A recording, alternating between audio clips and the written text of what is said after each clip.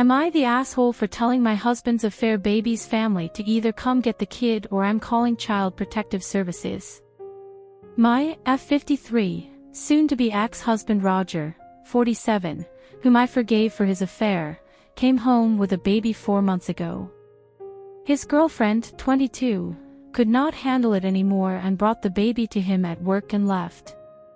To the best of his knowledge, she is in Spain. I allowed him to stay so long as I didn't have to do anything. Anything. Well, about a month ago Roger had a heart attack. It didn't kill him, more's the pity, but he is very weak and incapable of doing anything for himself. Since he isn't up and about, he cannot care for his child. He also cannot drop off and pick up his son at daycare. I have been helping, but I'm done. My kids are full grown. I shouldn't be having grandkids anytime soon. I do not have any desire to care for a baby. I told Roger that I want a divorce, and I contacted the mother's parents. I know the father through friends. I said they had until Friday to come get their grandchild or I was calling Child Protective Services. They just left with the baby. But they scolded me for being so cold towards a baby that had done me no harm. I view that child differently. Roger is recovering and I will be moving out. The house is in his name, but I have never contributed to it. I have the equivalent of 22 years of rent and interest put away. And as per our prenup, my savings are my own. I work and I don't need anything out of this marriage except myself. My kids tried telling me to stay and help their father. I said that they were welcome to come over and help him with cleaning himself and the baby. Both declined what I felt was a fair offer. I do not feel that I am acting badly, however Roger, our children, his child's family, and a few mutual friends think I am. Perhaps writing this out and seeing the responses will give me clarity. Relevant comments. Commenter, NTA. That child was not your responsibility. Yes, it was innocent, but you're literally not responsible for raising it. You should have divorced Roger long ago. OOP, and God forbid something happens, I literally cannot make any decisions regarding medical care or anything. Commenter, fake NDA. Seriously. The kid is 4 months old. You could not have possibly forgiven anyone for this level of betrayal. If you've been married for decades, it's your house, so get what you're owed. OOP, I think the baby is almost a year old. The house was a premarital asset on our prenup. Commenter, I looked at lots of these comments, OP. You are NTA for returning the baby to blood relatives who can look after it. But don't be TA to yourself by abandoning your home without consulting an attorney and making sure you aren't entitled to some of the equity or some of his retirement savings. Don't walk away without getting all that is yours. You said that you have 22 years worth of savings. That's not a lifetime worth. You might need more to be okay, and you should make sure to get it on your way out. OOP, I have a little over $1 million in investments. I'll be fine. He paid for everything. I kept all my money. Commenter, women these days are cold AF. OOP, I can forward your info if you are volunteering to take over. Update. I am no longer divorcing Roger. There were complications from his heart attack and he has passed away. I am conflicted. He was the love of my love, but also a cheating piece of trash. To the best of my knowledge, the mother will not return from Europe. The child is currently with her parents. They asked me what I wanted to do. I recommended adoption. Not that I adopt the child. That they put the child up for adoption. They didn't like that suggestion. Neither did my children. They said I am cold and cruel. I suggested that since the child was related to them and not to me, that they step up. Neither has accepted that suggestion either. I was the sole beneficiary of Roger's estate, so I imagine lawyers will be involved in getting the child some sort of support. I will pay whatever is ordered by the court out of the estate. I will not pay 1 cent out of my money. That is all I have to say on this matter. Relevant comments. Ages of OOP's kids. They are adults. Comment. I found out about the affair over a year ago. Nothing about this is convenient. Commenter. So apparently the affair wasn't that much of a problem, as you said you forgave him for that. But after he has a heart attack you decide to divorce him. It just doesn't add up. OOP, I was not responsible for the child. Commenter, true. That doesn't explain the divorce. I mean, you can divide for whatever reason. You do you. To me, however, infidelity seems like a better reason to divorce than having a heart attack. OOP, I was not to care for the child at all. It was all on Roger. Can you explain how a bedridden man was to care for an infant? Commenter, I agree you have zero responsibility to the child. However, if your kids did adopt, how would you feel about that, as the baby would then be your grandchild? OOP, adopted grandchildren are great. To another new grandchild. I would do my best to treat them as such. Commenter, Rogers may have omitted the child due to the child not being around when it was written. The child should inherit a portion. The child should be eligible for Social Security survivor benefits. Baby needs a lawyer, ASAP. OOP, Rogers also omitted his 2 adult children. Commenter, you are evil, you wished him dead, now he is. I hope you at least felt a little remorse for what you said. OOP, I don't. He broke me. To another commenter, we were getting divorced for a reason. Commenter, 70% of the posts here are fake. Yeah, my husband just died and I'm dealing with this child situation on top of it. Def gonna post on Reddit. OOP, the situation has been dealt with. I was asked by several people for an update. I have now fulfilled those requests. Why does anyone think I have the right to place the child with anyone besides family? I am not in any way related to this child. And the child is currently with their grandparents. Blood relatives. Withstanding in legal matters. Moving to the next story. Am I the asshole for yelling at and ignoring my girlfriend over a prank? I've, 22M, been with Nicole, 25F, for a couple years now, and she's always liked survival stuff and weaponry and all that. I absolutely don't. Really bad experiences with knives when I was younger, and Nicole knows about them. We both love Halloween and usually throw a party and dress up and goof around, cook up pumpkin seeds and watch movies. Anyway, the point is Nicole loves doing tricks with her knives, like 5-finger fillet, flicking it open and closed, twirling it, etc., and she'll do it when we're watching a show or movie together, forgetting that I've asked her please not to. Or she'll buy a new one and show it off, asking if I wanted to give it first bite, and pout when I say no. 2 days ago she was playing with it again and I asked her why she keeps forgetting and she said, "Wow, okay, don't insult my intelligence again," and then that it was just a knife and therefore not a big deal and therefore not that important to remember. After that, she put away the knife and we continued to have an okay night, but I was on edge and jumpy whenever she touched me. Yesterday she called me into the kitchen, only she was playing 5-finger fillet, and I startled her and she messed up badly. I lost my cool.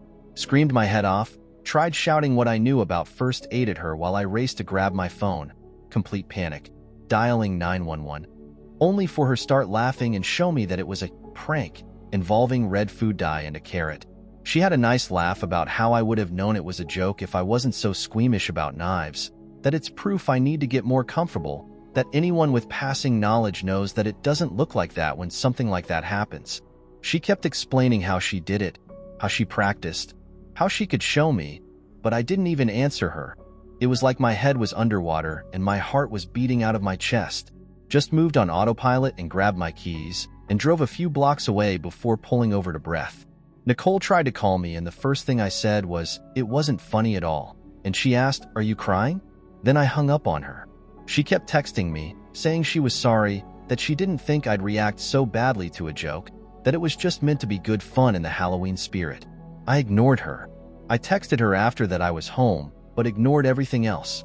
This morning, she sent the picture of the props to the group chat with a few of our mutual friends, and they chimed in saying, "It doesn't even look real." I've muted the chat since, and I'm wondering if I have a leg to stand on before I go back and apologize. It's overwhelming how much of a response this got, and I tried to read all of your comments. Some of them made me laugh, some warmed my heart, others had very hard truths that I still needed to hear, no matter how raw it left me. There are a lot of repeating questions and assumptions. First, we don't live together. At this point, I don't think we ever will. Second, I stayed primarily because the good seemed to outweigh the bad. You remember the negatives more than the positive, so obviously I just had to remember her positive qualities instead of being swayed by my focus on the bad times. Plus, it was always almost perfect after we had a fight, and I just assumed the boom and bust cycle was normal. I didn't know Nicole liked knives at first. A mutual friend, Crystal, who was in the group chat, and I met Crystal during a community college course, introduced us as I was new to the area, and at first Nicole and I hit it off as we had a lot of shared interests: music, art, outdoors activity, going antiquing, wine, food and cooking, just a lot of things. We started dating and eventually went on a camping and hiking trip where she used a knife to split some kindling and she was pointing it toward herself.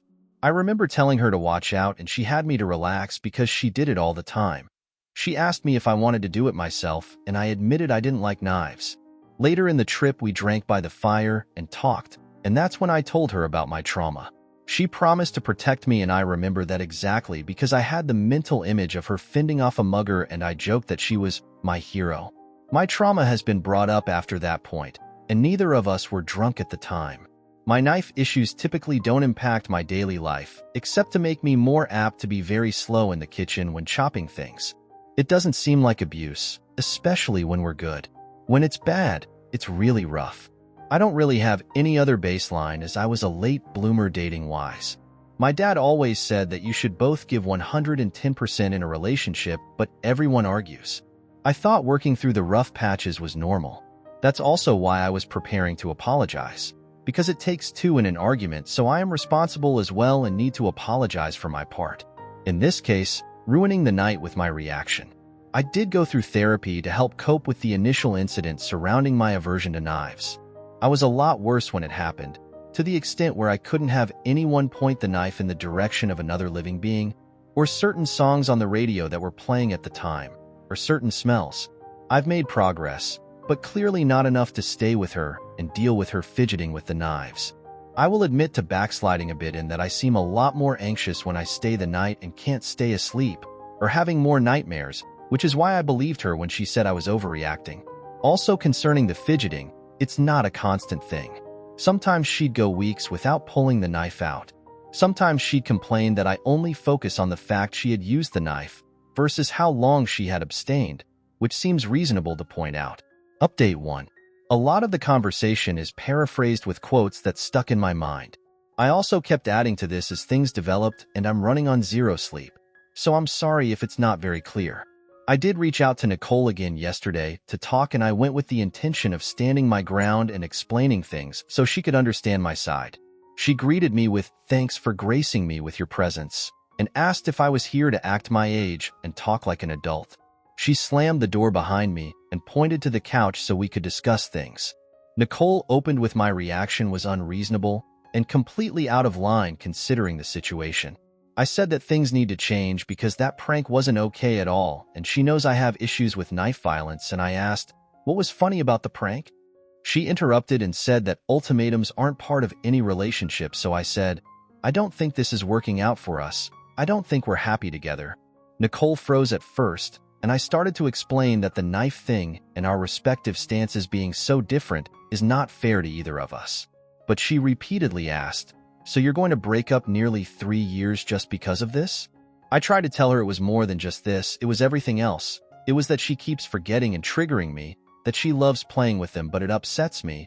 But she started talking over me and yelling that apparently I think she's an idiot and that I'm the best actor in the world because she never knew I felt so horrible, and that maybe I should call the cops on her for abuse. She grabbed her cell phone and offered it to me again and again, saying, go on, call. But when I said we just need to talk, she interrupted with, no, you won't because you know, I know, we both know. No cop is going to arrest me for a joke. Also, I'm not very tall, 5 feet 9 inches, and she's only 5 feet 6 inches, but she was standing right in front of me while I was seated, so I couldn't get up without moving her. After throwing her phone on the couch next to me, she stormed into the kitchen shouting that she should get rid of all her knives because I'm so terrified. She threw a few into the sink and then the whole block of knives into the trash, the whole time asking, "What about this one? Too sharp? Too scary?" In short order, I lost the support of our mutual friends who had become my only friends during my relationship with Nicole, which I understand as they knew her for much longer. Jack actually confronted me and called me a piece of shit for embarrassing her like that in public, calling me trash for leaving her sobbing alone and not even offering her a ride home. He wouldn't listen to my explanations and said I could excuse myself, but everyone now knew what kind of guy I really am. People at work mentioned how sad it was that we broke up. I didn't feel like it was the place to explain my reasoning, and after the confrontation with Jack, I didn't feel like I had a right to. I felt like crap, like a shit person, and I felt numb. I tried to move on, to find a new normal. After about a month of us being broken up, she called me and begged for me to come over to help her. She was scared she'd hurt herself. I went to her immediately. I held her all night, helped her wash her hair after days of not being able to bring herself to. She admitted she'd done a horrible thing and that she couldn't stand how she treated me, that she wished she could go back and change so we could still be together. Didn't know how to address that, so I just stayed with her the whole night.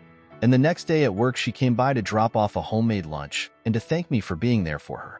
I stupidly let myself get sucked back in. I get that it's my fault. Coffee in the morning became dinner, and drinks out became movie nights and going to shows and flea markets together because we still had similar interests. One time she even noticed a booth with knives and directed us away, and while yes, it wasn't necessary as I could see a knife display and not be freaked out, it was a nice gesture because before she would have gone there and either bought one herself or asked me to buy it for her. One of multiple changes that made me think maybe she was truly making an effort, that at least maybe we could be friends again. I started to get invited back into the group somewhat. 2 months later, she kissed me. We were both drunk, and it didn't go any further. I didn't talk to her about it because I thought she didn't remember, but then she approached me to ask if there was any salvaging us, if she'd proven that she was different now and things would be better. I thought maybe. I stayed, because she really had been so sweet. It was like starting over, and we got back together. I was permitted back into the friend group in full, though Crystal had stopped talking to everyone and Jack still refused to talk to me. And while it was awkward at first, soon enough we were acting like we'd never stop being friends for even a minute. It felt so good to go back to normal. It was like a weight off my chest and like I could breathe again. It was nice for a while. She was so careful about the knives thing, and it really did feel so normal and steady. Sure, we had small fights, but we always made up shortly after, and she'd be overwhelmingly loving after the fact. It felt like it was before, so it felt normal. I can't pinpoint when it started to creep back, but maybe when she started watching documentaries on her phone with the sound up high while sitting next to me, or when she'd poke or grab me while I was cutting up dinner then laugh at my startled response. Or she'd scoff if I teared up watching or reading something then tell me later that it was out of fondness not exasperation, and I really needed to stop reading so much into it. Or she'd yell at me for forgetting something that she never even told me about, and then the next day she'd get frustrated that I didn't insist properly, that she was mistaken. Like it was all small things that on their own weren't even that big of a deal, and I didn't feel like I could just speak up about it, or else I was nitpicking her. In hindsight, I was making excuses and clinging to when she was nice to me, trying to do anything to make sure we just stayed happy and without bumps. Part of it was that I knew now that I'd be alone, that no one would understand why I'd throw away a good relationship, that being with her was the best thing that could ever happen to me. We moved in together 4 months after getting back together. She was hinting around that it was the only way to prove to her that I'd forgiven her, and that way we could move on and be happy.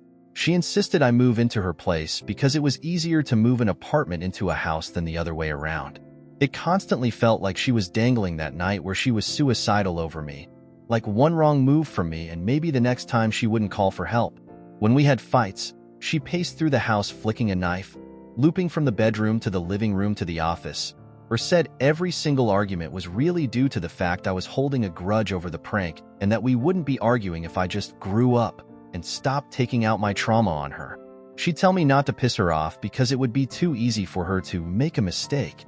and no one would think twice about what happened.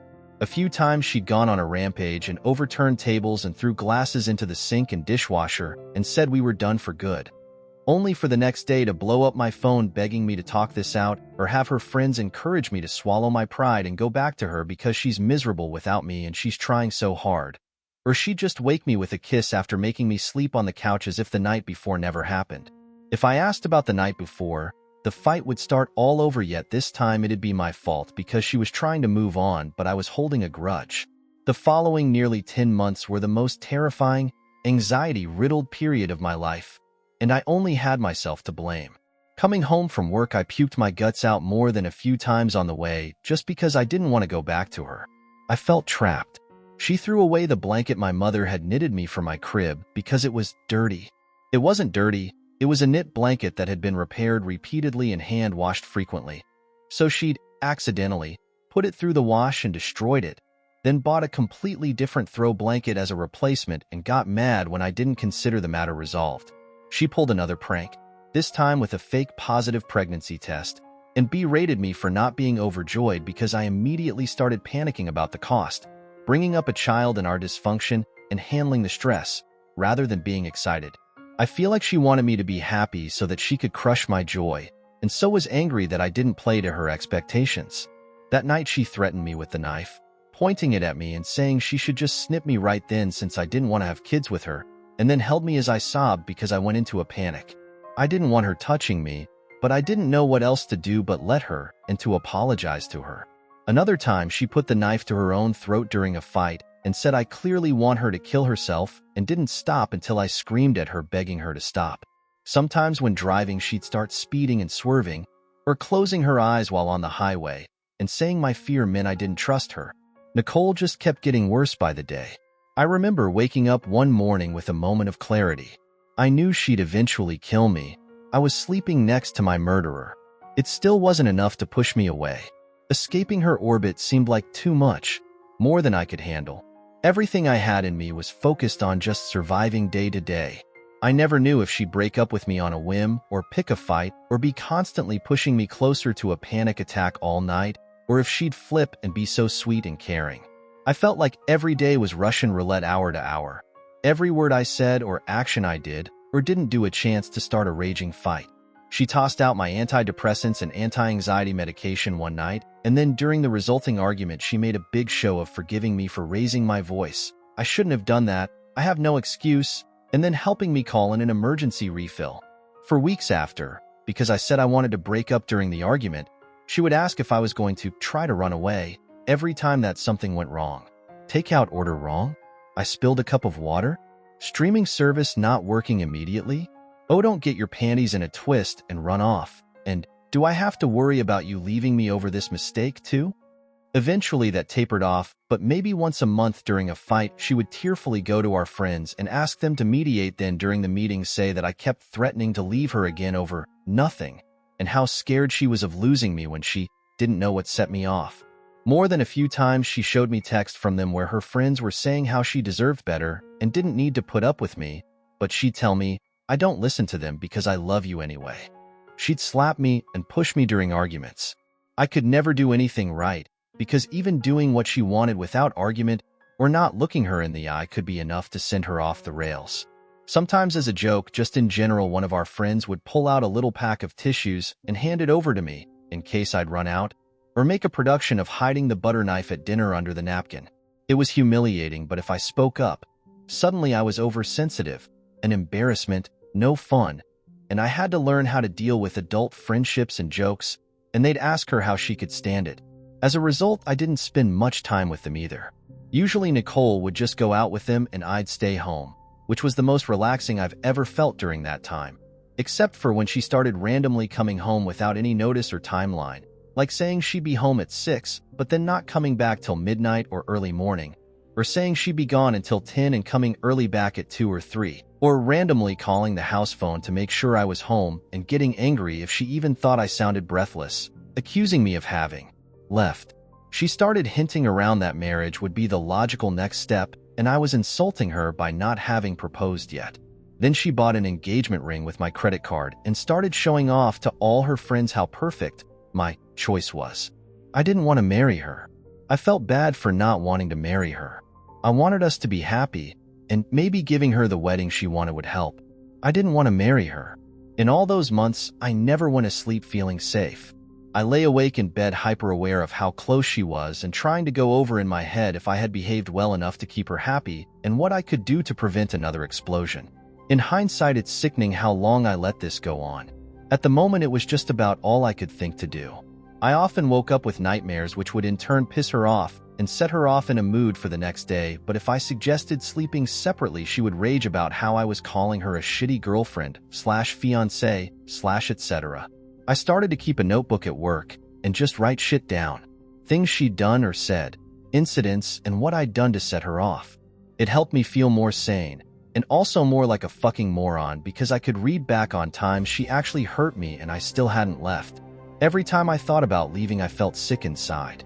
I'd lose every social contact I had. I would have to find a new place to live. I'd have to bar her from my workplace, but they can't do anything without a restraining order, and that itself felt like a hurdle too. I dropped all my old friends in favor of her and felt like they'd refuse to even talk to me again. I was the idiot that let her back into my life and rekindled the relationship, despite overwhelming feedback. I was stupid enough to deserve every bit of what was happening, and too dumb to deserve to escape after wasting my previous chances. I hated myself and had frequent fantasies of just ending it all. The worst part wasn't the anxiety and terror, though. It was when she was sweet and caring.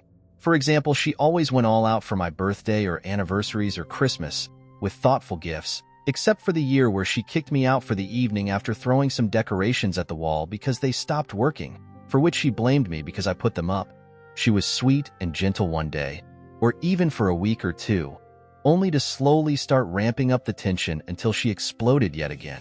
She had an uncanny ability to blame me in ways that made me feel responsible for her emotions and for forcing her to react violently. When we drove out to visit my dad for Easter, things started to change. Dad was concerned about how quiet I'd become and that I hadn't come for Thanksgiving or Christmas or even called on NY like I used to. That I looked tired, unhappy, and thin. Nicole was on her best behavior the whole time and even left her knives in the car, even tried to get everyone to focus on the engagement ring, but Dad still saw something was wrong. For 3 weeks, he kept trying to contact me, but she wouldn't let me talk without her in the room, and she checked my phone anytime she left me alone and checked the records online to see if I had deleted any calls. Eventually, I managed to get a burner phone and hid it at work, which allowed me to talk to my dad freely. He flew over with my uncle, and they helped me gather my stuff from her house. When Nicole started sobbing and begging me to stay, my uncle kept her from the kitchen knives and had his phone ready to call 911 if she tried to hurt herself or us. When Nicole started to insist I was taking her stuff too, even though I was only taking things either I brought with me or I bought for me, I just let it go.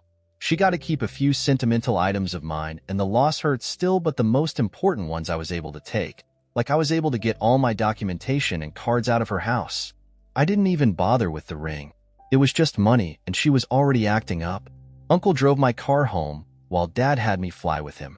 I'm ashamed to admit that the months directly following the breakup were almost worse than the time I spent with her, because I was out of survival mode and I couldn't force myself to function the way I used to. I felt like a parasite on my father, unable to get my shit together, falling apart over nothing, being so volatile it frightened me. I'm in therapy again. Sometimes I feel better, like I can see a way forward, but then I feel like I'm back in the thick of it and I'll never go back to normal and I'm permanently broken. Worse, every time I cry or get triggered or have a flashback, I can still hear her voice in my head calling me over emotional and too sensitive, that I'd be fine by now if I just got over myself, that what I went through wasn't that bad. She sent mail to my dad's house for a while, threatening letters and pleas for me to see reason and stop overreacting. Pictures of us that were sentimental, guilt trips. At first, I couldn't get a restraining order right away against her because I moved, something about the jurisdictions and courts, but when she sent those letters, it helped at least make sure she couldn't continue to contact me. I found my old laptop a while ago, and it had the password pre-populated. It wouldn't leave my mind, especially when I read what people were saying.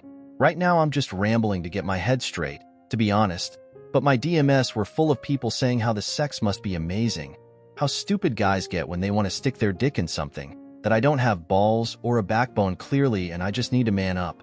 Basically, everything I told myself to remind me of what I did to deserve being stuck with her. I don't know if I can muster the courage to address any responses to them, but I really just want to tie up this loose end in my life, so maybe I can stop rehashing it mentally and finally move on.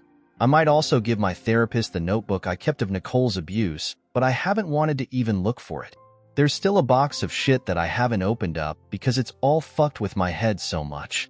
What I wish I knew at the start of all this shit was that any amount of genuine discomfort isn't an acceptable price in a relationship, and you're allowed to stop giving them more chances even if they're trying and seem sorry. You're not obligated to help people change, even if you love them, even if they do slightly better.